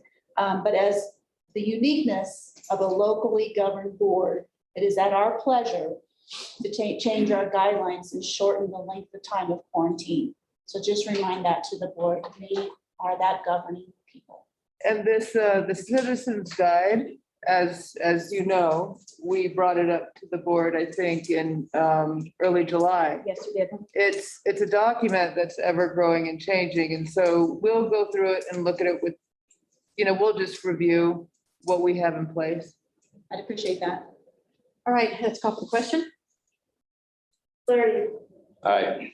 Paul. First of all, I'm going to ask for everyone to respect everyone's decision, and my vote is no. No. Noise. No. Trudemeyer. Aye. Wells. No. Right. No.